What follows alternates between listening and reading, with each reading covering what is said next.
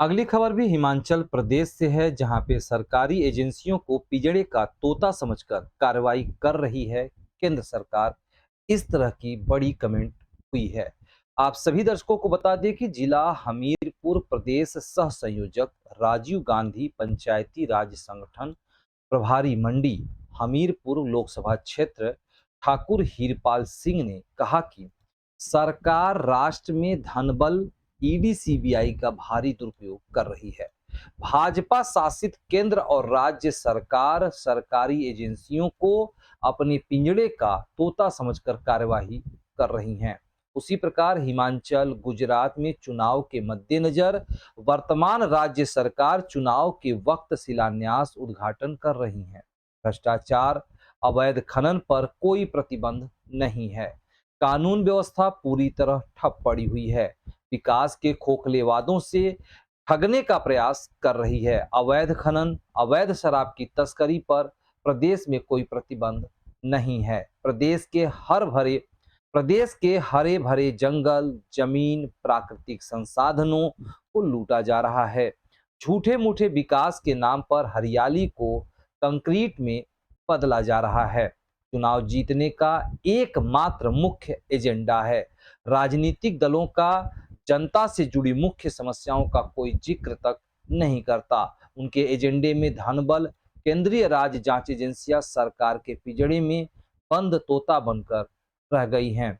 दुखद है और लोकतंत्र का गला भी घोटने के बराबर है।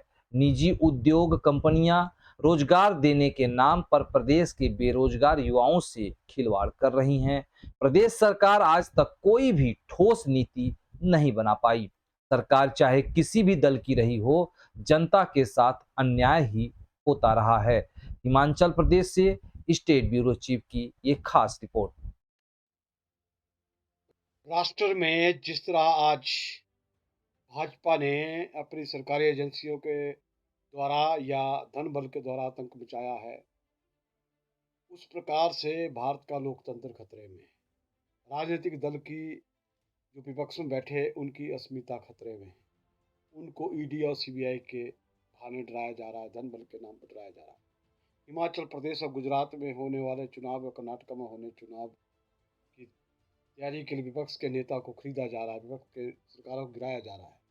हिमाचल प्रदेश की जहाँ तक बात है, हिमाचल प्रदेश भाजपा के राष्ट्रीय अध्यक्ष जगत प्रकाश नड्डा का जन्मस्थली है। और जिस तरह से सरकारी मशीनरी का दुरुपयोग प्रदेश में हो रहा है, प्रदेश में सरकार के सह के नीचे जो अवैध खनन माफिया, रेत बजरी पत्थर जो 4 लेन का काम चला, उसमें बड़े बड़े डंपर जो है अवैध खनन कर रहे हैं, मशीनें लगी हुई है, कोई उनका चालान करने वाला नहीं है। परंतु सरकार ने आंखें बंद कर रखी है। अवैध खनन की बात चाहे इस सरकार की बात है, पूर्व सरकार की बात है, इसके ऊपर कभी भी अंकुश नहीं लगाने की कोशिश की गई। और हमारे हरे भरे जो पहाड़ है, खेत है, खलियान है, उनको नंगा करने की कोशिश, उनको तहस नहस करने की कोशिश जो है कुछ स्वार्थी तत्वों द्वारा राजनीतिक सेंटर के तहत की जाती है। आज प्रदेश का जो हाल होना चाहिए था, जितनी सुंदरता प्रदेश में होनी चाहिए थी, आज कंक्रीट के जंगल बन गए हैं। आज जो यहाँ का सुंदरता और जो हरे हरे भरे जंगल होने चाहिए थे, आज वहाँ एक कंक्रीट का जरिया बन गया। आज कंक्रीट आज हर जगह स्थापित हो रहे हैं, जंगल को तहस नहस किया जा रहा है, शहर बसाए जा रहे हैं, परंतु यहाँ के पर्यावरण को, यहाँ के प्रदूषण को नहीं देखा जा रहा। परंतु प्रदेश सरकार को तो वोट लेना है, चाहे सरकार किसी की भी हो, उनको तो सत्ता चाहिए।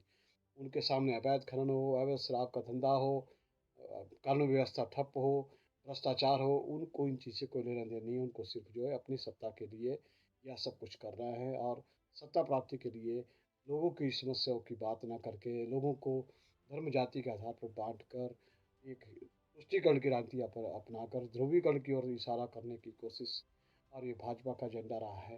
राजनीतिक दल से लोगों की अब इसलिए विश्वास उठ गया है क्योंकि उनके जो नेता है, कार्यकर विधायक और सांसद है, बिकने के लिए तैयार है।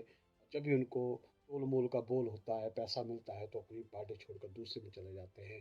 तो आज स्थानीय जनता और राष्ट्रीय की जनता इस चीज़ से बहुत प्रभावित हुई है, ग्रसित हुई है कि इस प्रकार के प्रतिनिधि हम चुने जो हमें स्थायित्व हुआ, हमारी बात करें, हमारे हक की बात करें। परंतु राष्ट्र के लोग और जनता